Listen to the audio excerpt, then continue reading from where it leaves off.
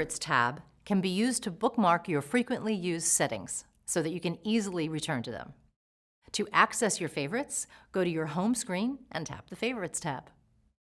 On your Favorites tab, you will see how many personalized favorite programs you have saved. Remember, you can save up to 10 favorites at a time. On the Favorites tab, you will also be able to view all of your favorite settings with the description name you chose and the date the favorite was added. To add a favorite setting, tap the plus icon in the upper right-hand corner of your screen.